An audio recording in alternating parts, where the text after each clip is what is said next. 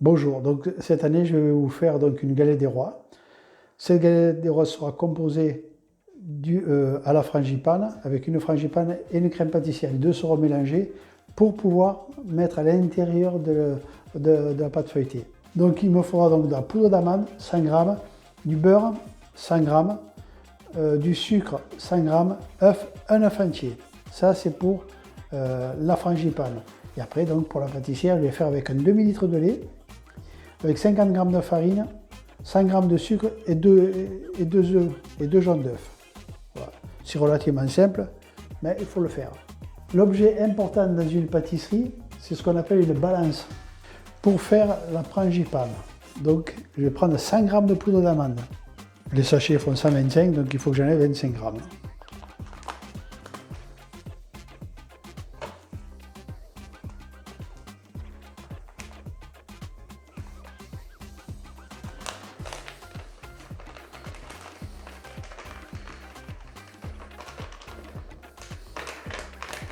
C'est pratique, on n'a pas besoin de prendre des amandes et les mixer.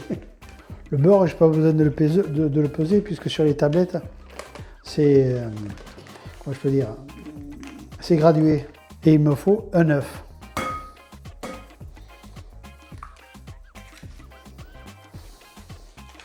Et je vais mettre 100 g de sucre.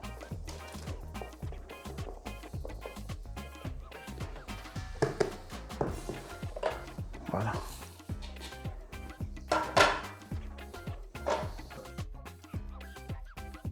Et on mélange.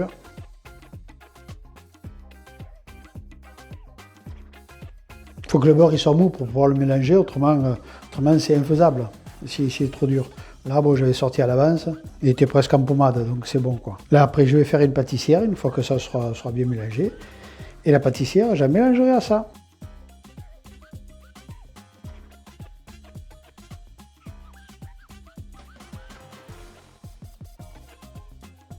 Alors, la crème pâtissière pour l'historique, ça a été fait pour la première fois en 1691, donc c'est pas d'aujourd'hui, c'est plutôt d'avant-hier, par François Massialo. Voilà. Ça, c'est la petite partie historique. J'aime bien des fois mettre une partie historique parce que c'est important. Voilà.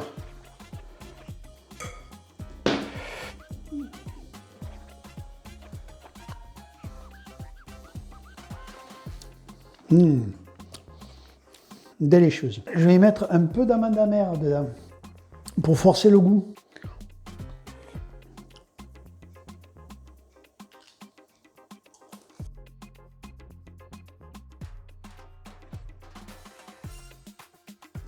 Ça c'est bon. Alors maintenant je vais faire la crème pâtissière. La crème pâtissière, je vais la faire pour un demi-litre de lait. Donc là je vais me servir d'un verre mesureur. Moi j'ai pris du lait demi-écrémé. Voilà, un demi-litre de lait.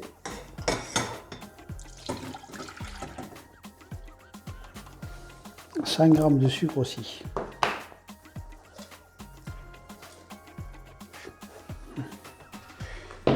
Pour faire une crème pâtissière, on fait le mélange œuf, sucre et farine à part, et après on rajoute le lait, et après on le met dans la casserole et on fait cuire. Donc c'est comme ça que ça marche. Donc je vais aromatiser quand même avec de la vanille, la crème pâtissière.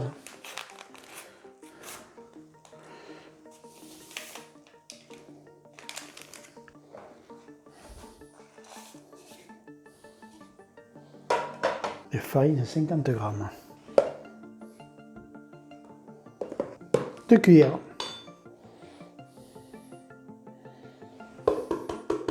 Et il me faut 2 œufs. Donc là on va prendre que le jaune pour faire la crème pâtissière. Bon là je vais clarifier les œufs.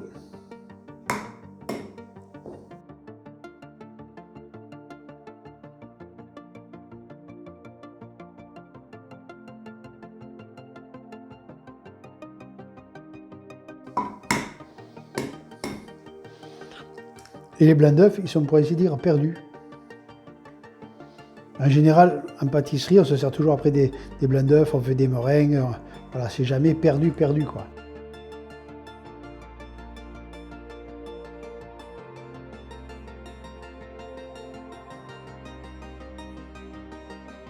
Pendant ce temps, je vais faire chauffer mon lait parce que je vais mettre le lait tiède là-dedans. Et après, une fois que ça sera bien ramolli tout ça, je vais le rajouter dans le lait qui sera un peu plus chaud et je vais finir la cuisson là-bas.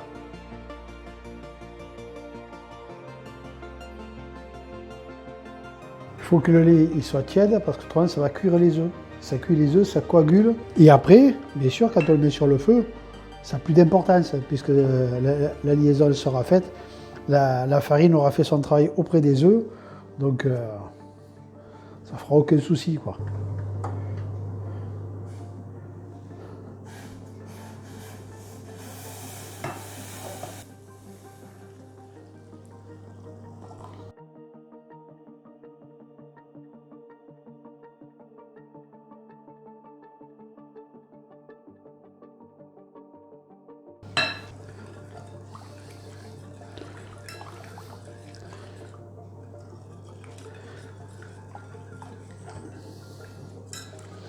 Et ça, je vais le mettre dans la casserole et je vais mettre à cuire.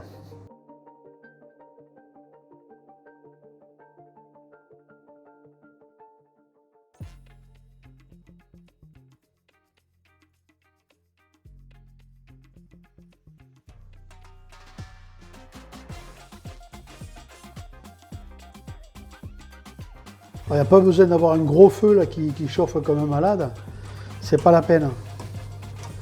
Parce qu'après ça attrape et c'est pas du tout agréable. Elle prend un goût et c'est immangeable.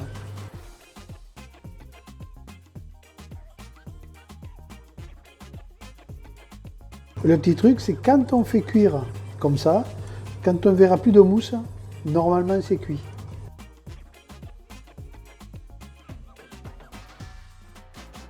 Ouais, tu vois, il n'y a plus de mousse, donc elle est là pour ainsi dire cuite.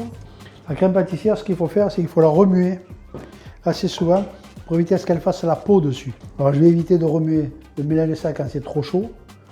Alors on peut avoir quelques grumeaux dans la crème pâtissière, du moins qu'il y a une frangipane, ça passera inaperçu.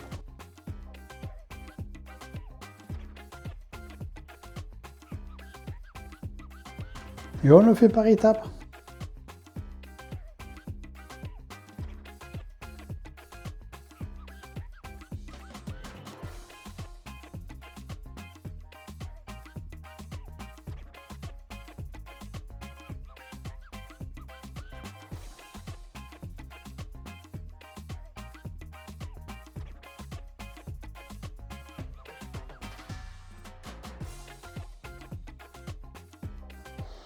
Et on goûte.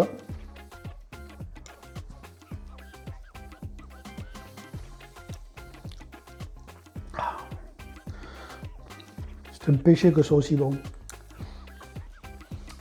Bon, je peux crème pâtissière, bon, je ne vais pas trop en mettre parce qu'après, ça fait trop patasse. Et ça, il faudrait la mettre à refroidir. Donc on va la mettre à refroidir. Comme il fait froid dehors, on va le mettre dehors de façon à ce que ça fige un peu plus vite. On fait attention que les chats ne viennent pas y bouffer dedans.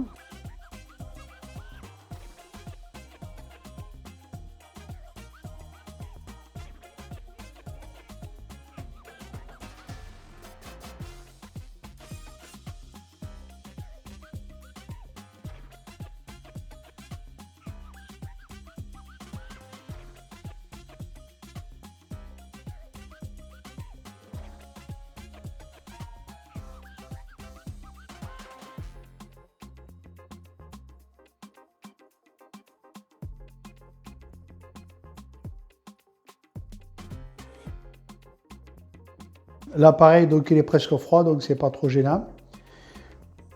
Je mets là au milieu.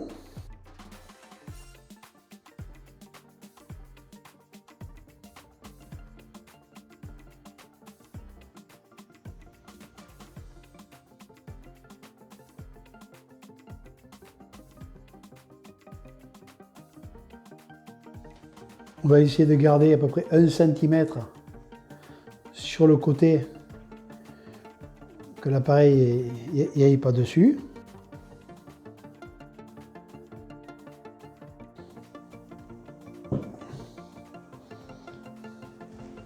Voilà. On va y mettre la fève.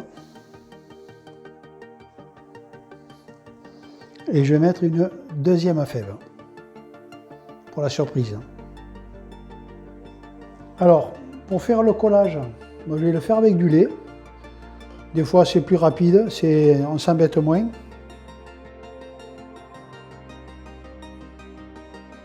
Et on peut même faire la dorure avec.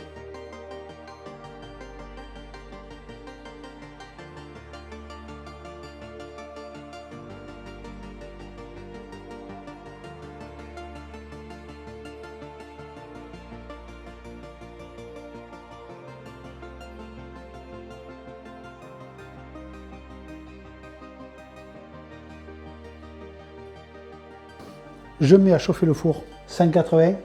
Normalement, il faut entre 25 et 30 minutes. Là, je mets un peu plus parce que c'est le temps de chauffe. Voilà.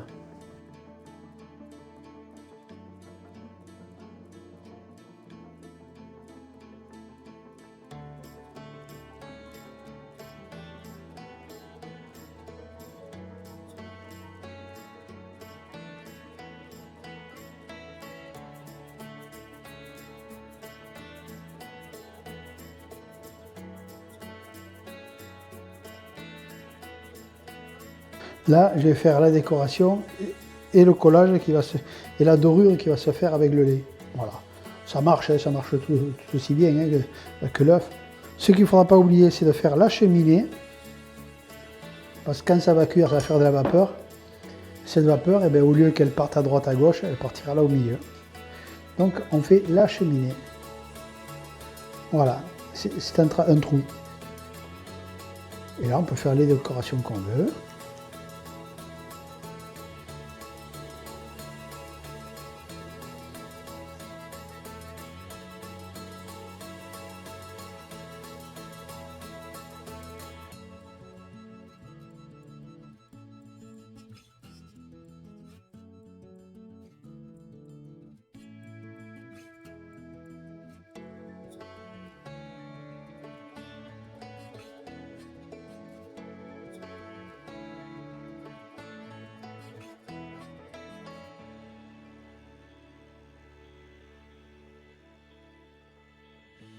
Il ne restera plus qu'à déguster cette délicieuse galette des rois, bien dorée.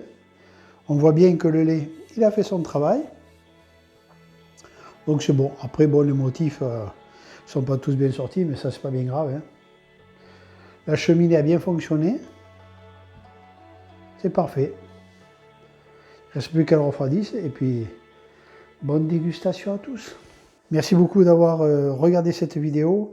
Bonne dégustation et je vous avertis que la pâte elle est excellente. Merci bien, à la prochaine.